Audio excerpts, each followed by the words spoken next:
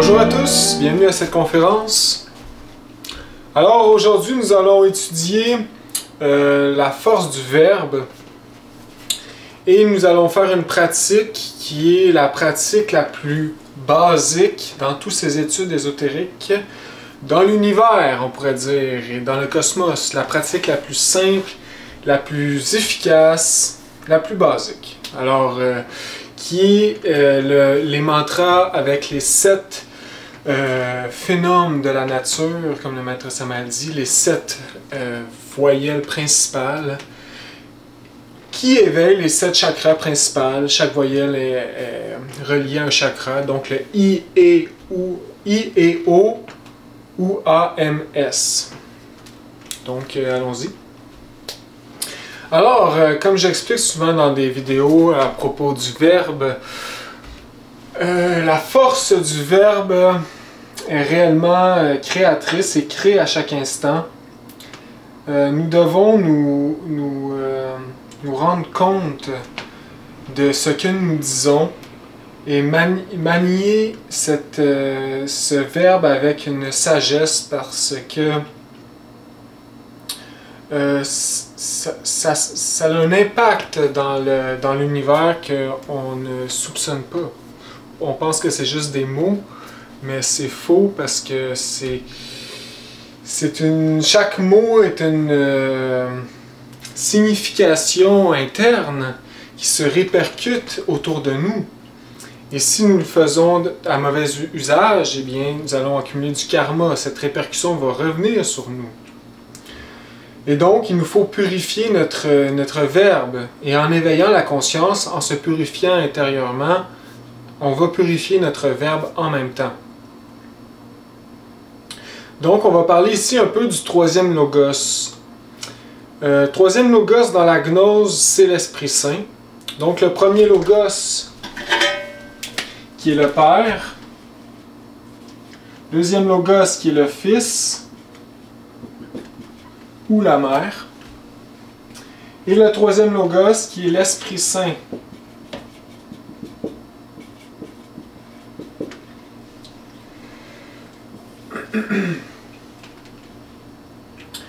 Donc, le troisième logos, donc ici c'est le positif, la fameuse loi du 3.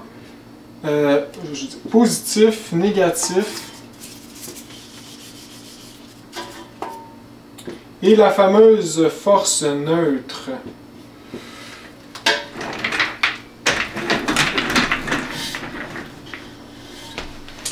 Donc ici on peut voir que l'Esprit Saint, en fait, qui est l'énergie sexuelle.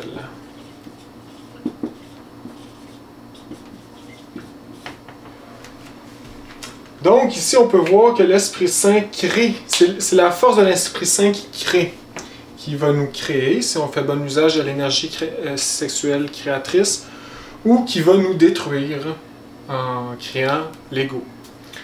Donc, dépendamment de ce que nous faisons avec notre énergie sexuelle, on se crée. Soit on devient des démons, soit on devient des anges. On ne peut pas rester neutre. Donc, le maître Samael dit... parle du verbe souvent. Il dit ici dans un texte intéressant.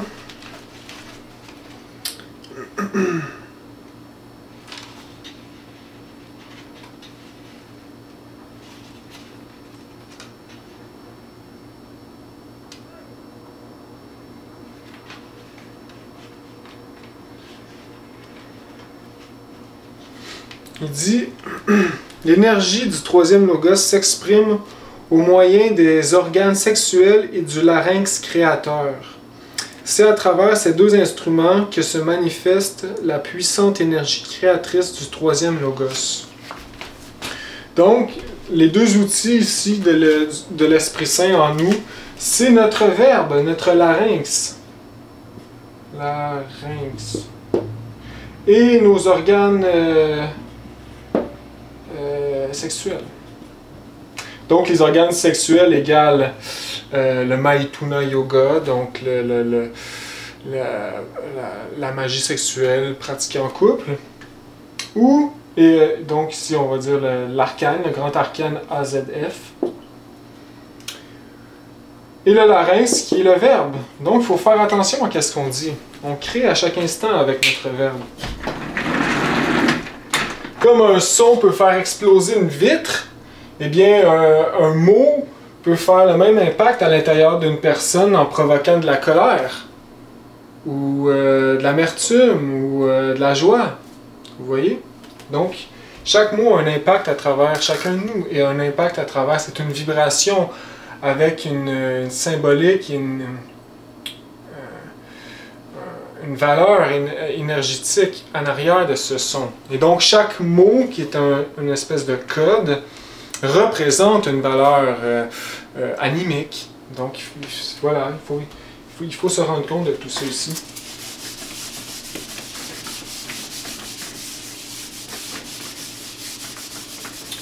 On sait que les maîtres, une fois achevé la révolution totale, une fois éliminé tous les égaux, donc une fois atteint le sommet de la pyramide, la résurrection, incarner le Christ intime, le Christ cosmique, eh bien les maîtres ne doivent plus aller dans la sexualité. Parce qu'ils ont, avec la sexualité, la magie sexuelle, acquéri tous les pouvoirs et donc ils ne doivent plus retourner dans l'activité sexuelle. Et donc, c'est des Christ et en fait leur vie est une expression du troisième logos. Est une expression de l'énergie sexuelle, non pas par tout ce qu'ils font. Ils créent à chaque instant. Et donc le maître il dit que l'organe créateur des maîtres, des Christ, c'est le verbe. Ils peuvent, vu qu'ils dominent la nature, ils peuvent par exemple être devant une montagne et dire à la montagne disparaît. Et la montagne va disparaître ou exploser, catastrophe. Il peut commander à l'ouragan d'arrêter par le verbe. Et l'ouragan va arrêter. Les élémentaux vont arrêter les ouragans. Donc ils peuvent faire ce qu'ils veulent avec leur verbe. Ils peuvent faire apparaître de l'or, s'ils veulent, dans leurs mains, grâce au verbe. Donc le pouvoir les maîtres, et ils ont une conscience de leur pouvoir, donc ils doivent l'user de façon sage. Comme on dit dans un rituel gnostique, tous les mots sont pesés. Donc voilà, le maître Samael dit aussi que on peut voir aussi que le larynx peut ressembler à des organes sexuels. Donc voilà, donc c'est intéressant.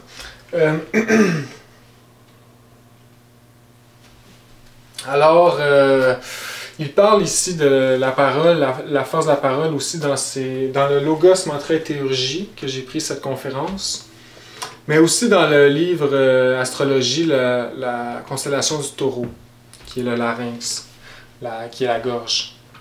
Et c'est intéressant, il dit qu'il faut faire attention à ce qu'on dit, et aussi, par la parole, on crée. Mais il n'y a pas juste les paroles verbales aussi, il y a les paroles mentales. Et donc l'ego, qui nous tient au seuil de l'enfer à chaque instant, par son chaotique, son incessante verbalisation mentale qui nous hypnotise. On n'a pas le mental tranquille. Ça nous prend des efforts, nous qui sommes inconscients, pour le tranquilliser. Puis une fois qu'il est tranquille, là, tout d'un coup, on se sent heureux quand il est silencieux. Donc voilà, il faut faire attention à ce qu'on dit verbalement, mais il faut faire aussi attention à ce qu'on pense, hein, qu'est-ce qu'on dit intimement, silencieusement en nous. C'est un autre aspect intéressant qu'il nous faut faire attention. Donc aussi, il dit dans le texte, c'est intéressant, c'est ici, il dit « Tout mouvement est coessentiel au son ». Donc, il explique ici, dans le chapitre 2 de Logos, Mantra et Théurgie, qu'en fait, tout mouvement, tout est son, en fait. Donc on peut comprendre que tout côté son, on s'en rend pas compte parce qu'il dit qu'on entend, on l'entend pas, tu sais, mais tout mouvement est son. Donc chaque atome a sa note clé. Crée un son. Donc quelque chose qui ne fait aucun bruit. Mais en vérité, ça en fait un bruit par le mouvement.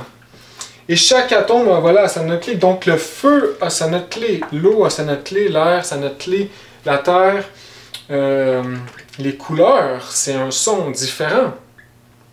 Comme on sait, c'est une vibration. Hein? L'œil capte la vibration du bleu et le rouge va vibrer à une différente tonalité que l'œil va capter rouge. Mais une vibration reste une vibration, donc un son. C'est juste à un différent niveau. Donc ici, on peut voir que le son peut se cristalliser en matière, on pourrait dire presque. Donc c'est intéressant ici. Il explique les notes clés aussi que par une loi de la loi de l'affinité vibratoire. Il dit par la loi de l'affinité vibratoire, on peut détruire quelque chose si on est capable de faire vibrer la même note avec un instrument. Donc par exemple, chacun de nous, on a une note clé qui représente notre corps physique. Donc la note clé de notre corps physique, c'est en fait tous les atomes de notre corps et cellules qui vibrent à une tonalité. Ici, il y a un instrument de musique et un musicien qui est capable de faire vibrer cette note exactement précisément. Pendant un certain temps, on mourrait. Comme ça. Et chaque chose a sa note clé comme ça. Donc chaque arbre, montagne a sa note clé. Et voilà, si on fait vibrer le même son, on l'annule, on la détruit. Il y a déjà une expérience que j'ai déjà entendue d'une personne qui conduisait une voiture et qui écoutait du Pavarotti, le célèbre chanteur opéra. Et il écoutait la musique fort dans l'auto, puis là, il est arrivé à un bout où Pavarotti, je suis pas sûr de comment le prononcer. Et donc, il donne une grosse tonalité, là. Ah! Et puis là, il paraît que le son a fait... Puis la vitre de la voiture en arrière, elle a explosé. Juste parce que la note clé, ils ont sûrement trouvé la note clé par les haut-parleurs de la vitre. Pow! A explosé. Intéressant, hein? Aussi, il y a des expériences intéressantes qu'on peut voir sur YouTube par la géométrie du son. Donc, il y a par exemple des tables avec je sais pas, de l'eau, où est-ce qu'ils font vibrer un son, puis là, ça forme une figure géométrique.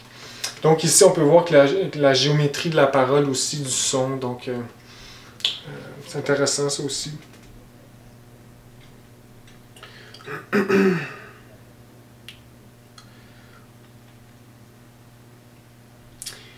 Donc ici, il dit les 7 voyelles de la nature, I, E, O, U, A, M, S, résonnent dans toute la création. Donc ici, le I, E, O, U, A, M, S, c'est réellement, on pourrait dire, les 7 sons principaux de la nature.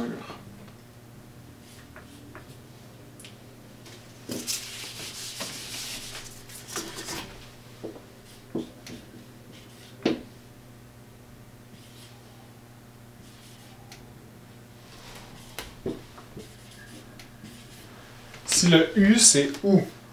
O-U. Et le E, c'est E.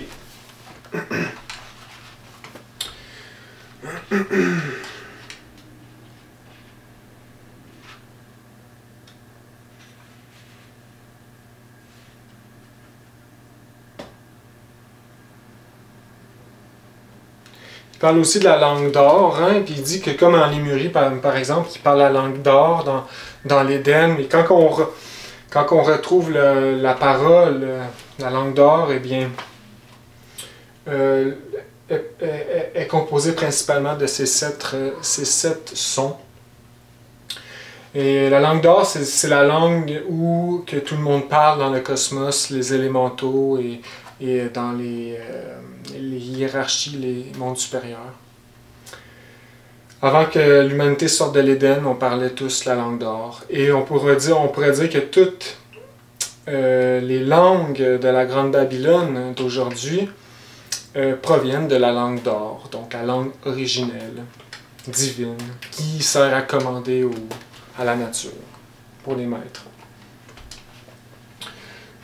Donc, il parle aussi que à l'aube de la création, hein, comme il est dit dans la Bible, au commencement était le Verbe, et le Verbe était avec Dieu, et le Verbe était Dieu.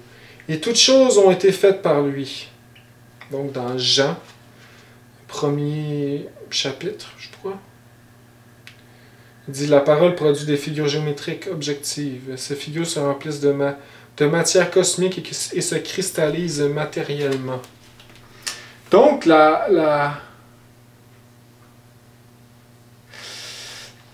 à l'aube de la création, c'était des maîtres qui, par la parole, j'imagine des chants ou je ne sais pas comment, mais ils ont créé la création comme ça. Des maîtres avec le troisième logos qui s'exprime à travers leur larynx. Donc il y a beaucoup de mystères hein, qu'il nous faut découvrir. Aussi, quand on éveille la conscience, on crée le Christ, et le Christ représente le Verbe parfait, le Verbe créateur. Hein.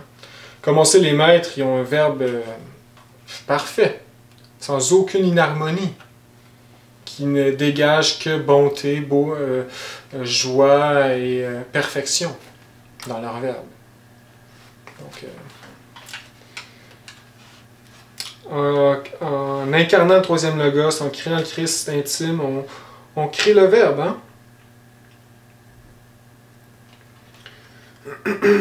Donc, ici, en parlant de la parole, il dit « On dit que le silence est de l'or.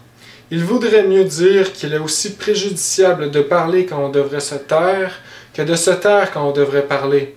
Il y a des silences criminels et il y a des paroles infâmes.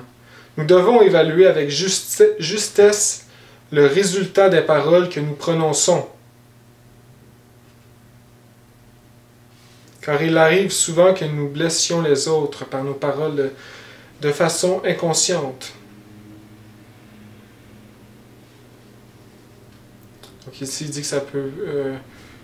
les paroles mal intentionnées, pleines de sous-entendus, produisent des perturbations dans le monde mental. Les paroles discordantes envoient des vibrations de violence dans le monde du mental cosmique qui se répercutent ensuite dans notre monde physique.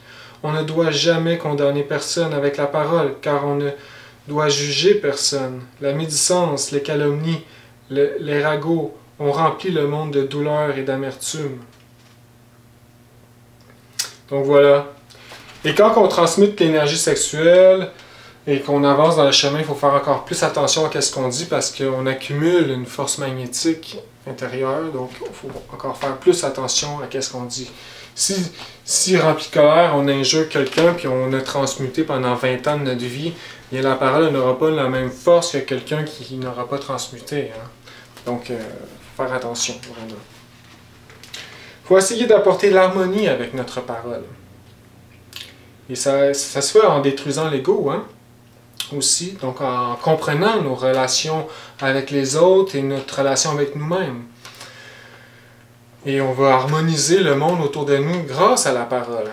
Comme ici, il dit, le maître dit que on peut vraiment désarmer des criminels avec la parole.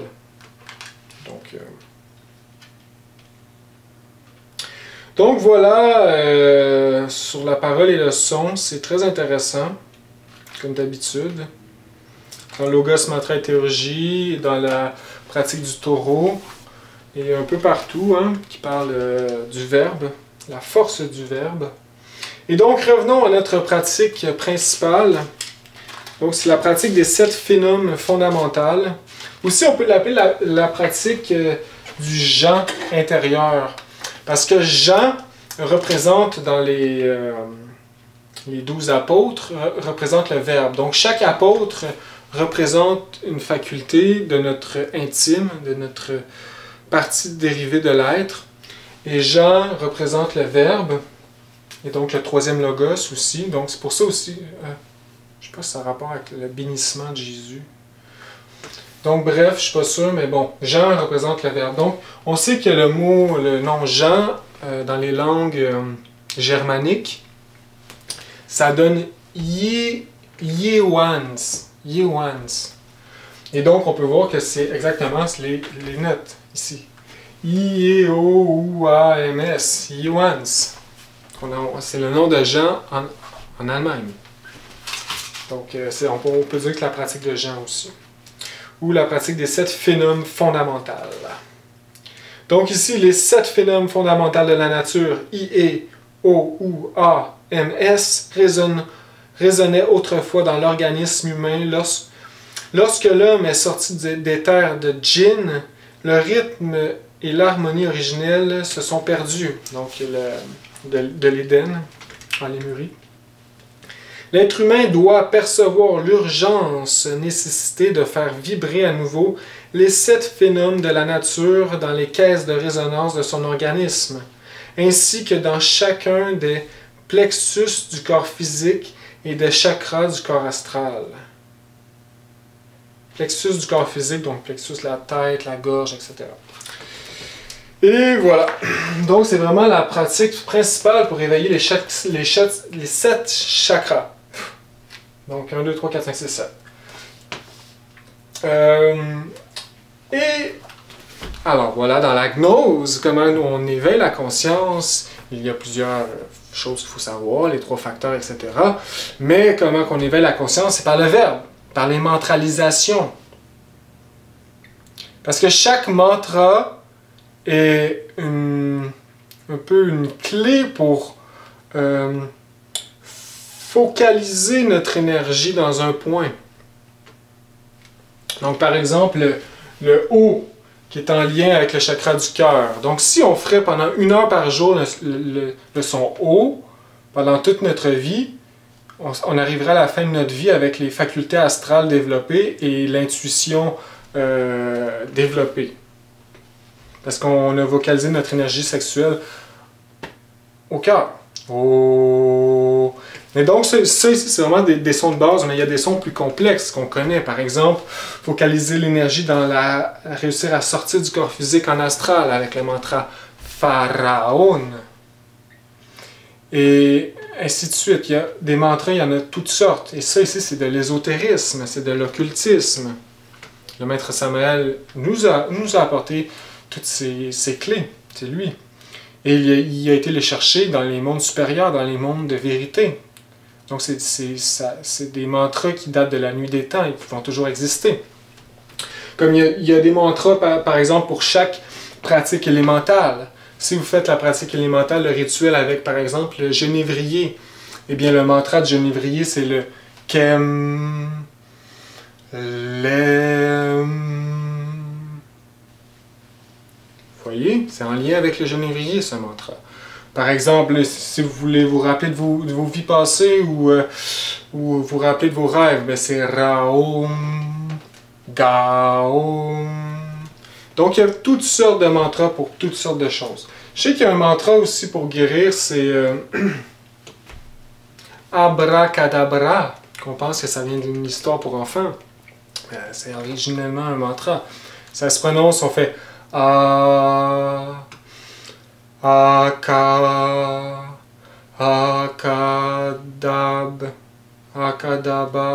Akadabadra, je sais pas trop, quoi comme ça, je ne me rappelle plus exactement. C'est dans le livre ici, endocrinologie. Endocrinologie et criminologie. Donc bref, c'est juste pour vous expliquer qu'il y a un mantra pour chaque chose qu'on veut faire. Hein? Donc voilà, et il faut s'en servir, c'est comme ça qu'on éveille la conscience. On fait les mantras pour... Un peu toutes les pratiques de la gnose, c'est comme des outils pour éveiller notre conscience. Et on a comme une boîte à outils et on se sert de l'outil qu'on veut au moment qu'on veut. Hein? Donc il y a des mantras pour se protéger, etc. Conjurer. Et il y a des mantras pour éveiller la conscience, les chakras. Et voilà, des mantras pour invoquer. Et donc les mantralisations, c'est primordial dans l'éveil. Comme il dit, le Verbe était avec Dieu et à l'aube, l'aube fut créée par le Verbe. Eh bien ici, ce n'est pas juste l'aube de la création du Mahamanvantara. C'est aussi c'est un symbole en lien avec la création de nous-mêmes. Hein? Donc, pour nous créer, il faut utiliser le Verbe. C'est ça que ça veut dire aussi le Jean quand il dit et le Verbe était avec Dieu. Donc, c'est aussi un symbole pour se créer soi-même. Hein? Comme il dit, et Dieu flottait au-dessus des eaux. Il séparait les eaux des eaux, celles qui sont en haut comme celles qui sont en bas. En voulant dire, ici, c'est peut-être ça qui s'est passé à l'aube de la création, mais c'est aussi un symbole à l'intérieur de nous, qu'il nous faut séparer les eaux séminales par la transmutation, etc. Donc, voilà vraiment les 7 sons principales de la nature. Et c'est la pratique la plus primordiale qui revient le plus souvent dans la gnose, que le maître Samael l'explique dans plusieurs de ses livres, dont le mariage parfait est partout. Et donc je l'explique aussi quand je parle des chakras. On va le réexpliquer pour le bien de tous. Le I, c'est en lien avec la pituitaire et la pinéale. En fait, toute la tête est la région de la tête. Donc, ça développe la clairvoyance. Et la polyvoyance, hein, le chakra de la pinéale au milieu. Le E, c'est en région avec l'ouïe et le cou. Donc la thyroïde, parathyroïde, et le pouvoir, c'est la clairaudience.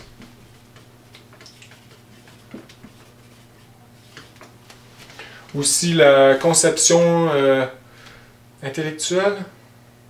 Ouais, genre bien comprendre profondément les enseignements. Et entendre les plans invisibles. On peut entendre aussi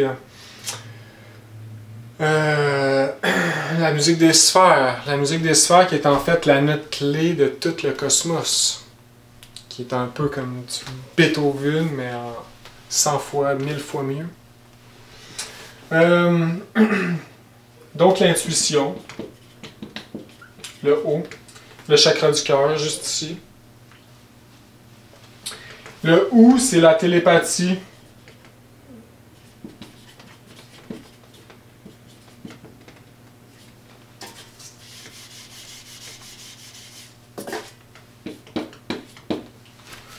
Donc le OU, c'est le plexus solaire, c'est ici. Le A, on revient en haut, c'est le thymus. Thymus. C'est le rappel de nos vies passées.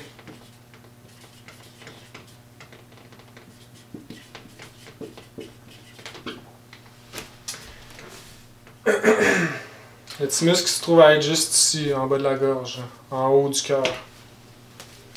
Le A et le M, c'est la magie pratique. Donc c'est le bassin énergétique.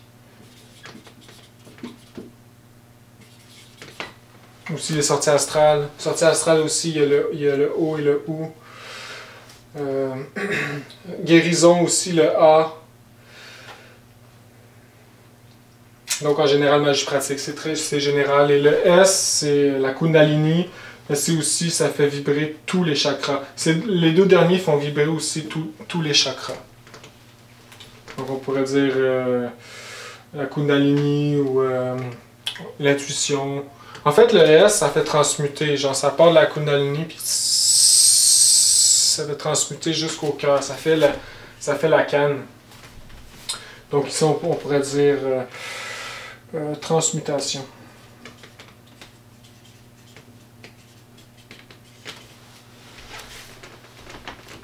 Donc, le maître apporte cette pratique vraiment partout. C'est la pratique de base. Et à partir de ça, on va comprendre tous les autres mantras.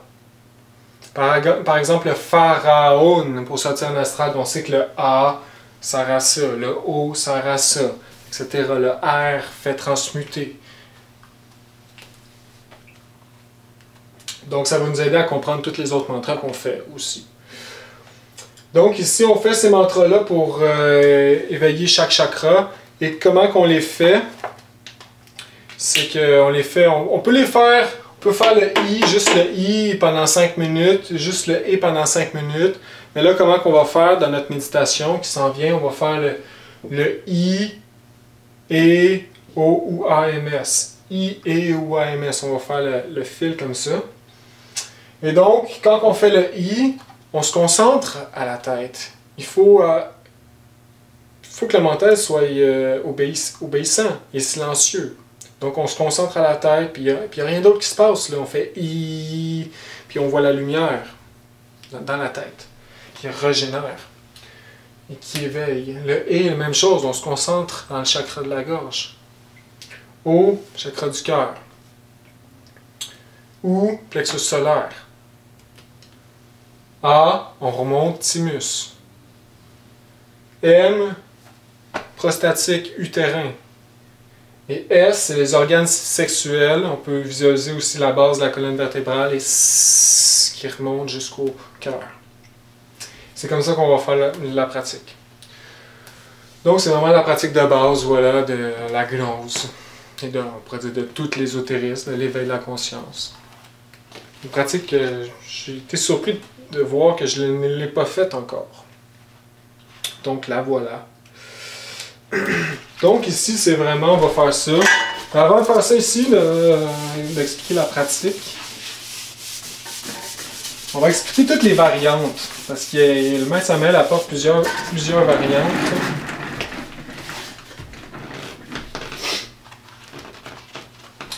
Donc, dans son livre Logos Mantra et Théurgie, il apporte la variante Shis.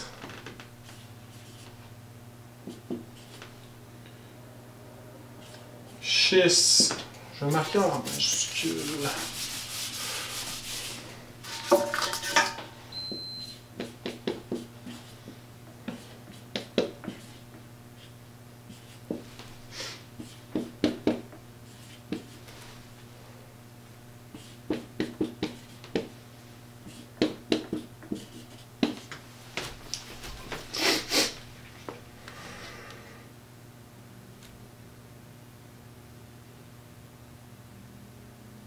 Il dit le phénomène CH est très fréquent dans les mantras hébraïques et il possède un grand pouvoir magique. Le S est en relation intime avec le feu. Donc c'est une variante. Comme vous voyez ici, on ne fait pas dans ces variantes le M et le S à la fin. Premièrement, le S, on le fait ici. Et le M, c'est comme un mantra qu'on ne fait pas ici. Et donc, on éveille les chakras ici aussi. Donc, comment qu'on fait? C'est qu'on donne un accent sur la voyelle principale. Donc, ça fait chi.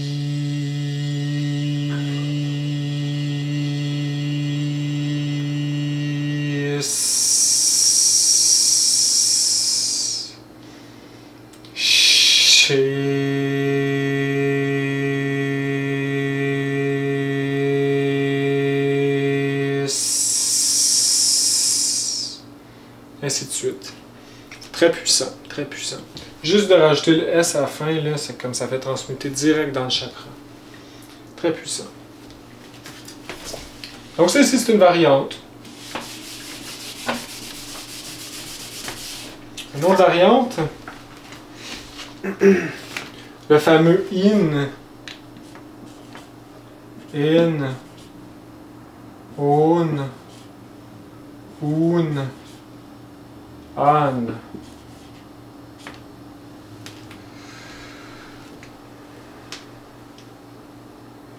Donc ici, le N va vraiment cristalliser dans le chakra.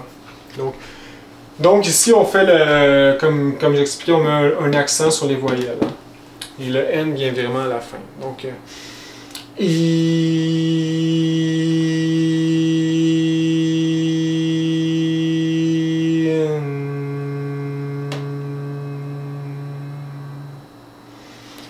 Donc le N était peut-être le 20% du mantra, quoi. Très puissant, très puissant. Mettons qu'on ferait juste le O, une pratique juste le O. On pourrait faire à la fin, un dernier petit 2 minutes, on fait le UN avec le N. UN. Comme ça, on va vraiment bien cristalliser dans le O, dans le cœur. Et il y a la fameuse variante INRI. INRI. ONRO. UNRU. Et Anara. Puissant, puissant mantra. Le maître Samael dit que le maître Jésus a pratiqué en Égypte avec son épouse prêtresse pendant les transes de magie sexuelle ce mantra. Et il a éveillé sa conscience. Le maître Jésus, en personne. Donc, c'est un mantra ici qu'on peut faire pendant la magie pendant la transe de magie sexuelle, la pratique en couple. Donc, très puissant, vraiment. Là. Donc, en couple, connectés ensemble, vous faites les mantras.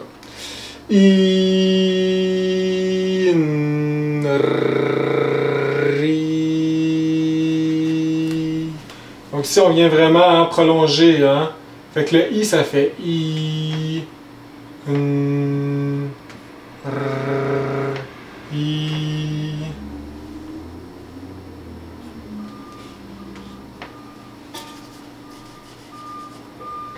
Donc, vous voyez ici, le I, on le prononce plus longtemps que le N et le R. Même chose pour Iné, Onro.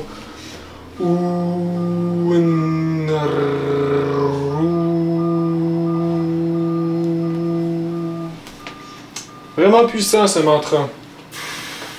Aussi, il y a une autre variante de ce mantra ici qu'on peut faire. On peut le faire,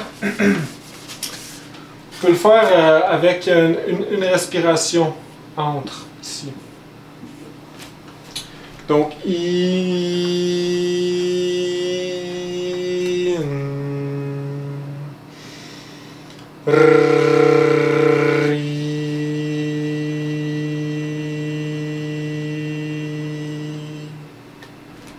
le faire avec une respiration de chaque. Et pour finir, Inri aussi, qui est écrit sur la croix du Maître Jésus et qui symbolise aussi Ignis Natura Renovatur Integra. Donc ça veut dire la nature, le feu renouvelle la nature intégralement. Donc c'est écrit ici sur la croix du Maître Jésus. Ça veut dire que le feu sexuel nous lave de nos péchés. Voilà.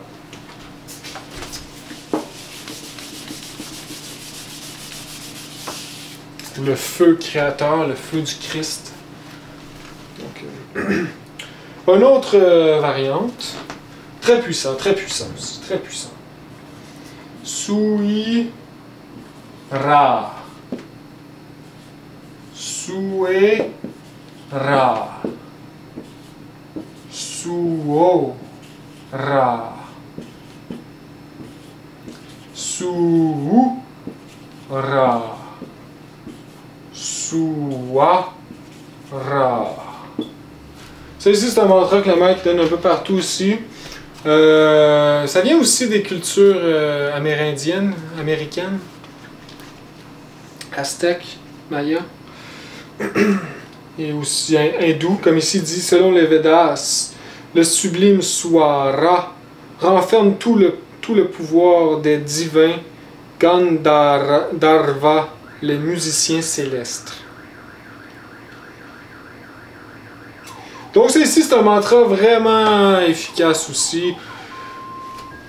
Parce que le S est présent, le OU est présent. On sait que le OU, hein, le plexus solaire, est un chakra vraiment important. C'est notre pouvoir de feu. C'est le centre du désir. C'est là les émotions. Donc on dit aussi que c'est le siège de Satan. C'est par là que Satan nous tente, nous fait mal. Et donc le OU est vraiment un mantra Et plexus solaire aussi, hein? En faisant le OU, on absorbe plus d'énergie solaire qui se transmute, qui se transfère dans les autres chakras. Le maître Samael disait que lui, il a pratiqué pendant, je sais pas combien de temps, quand il était jeune, pour réveiller les chakras, seulement le OU. Il faisait juste le OU. Donc on peut voir ici comment c'est fort, hein? Ça éveille tous les chakras en fait, parce que ça absorbe l'énergie solaire, hein? Le feu. Donc ici, on met plus l'accent, hein, comme d'habitude. Donc par exemple,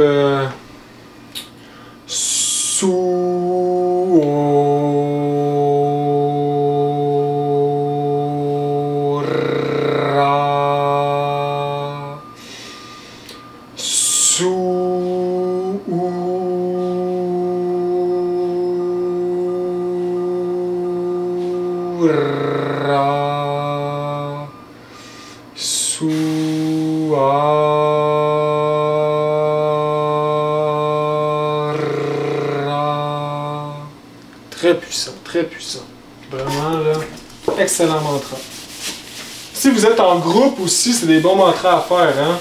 Si vous faites une méditation, vous êtes des amis, c'est des bons mantras à faire. C'est simple et efficace. Dans la gnose, les pratiques simples, c'est les pratiques efficaces. Hein?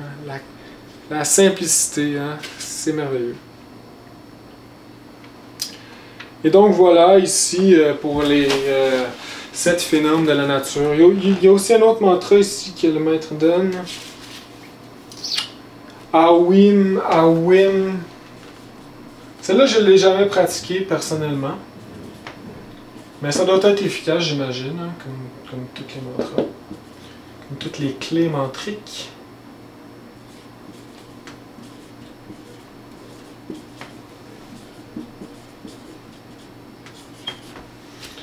Donc,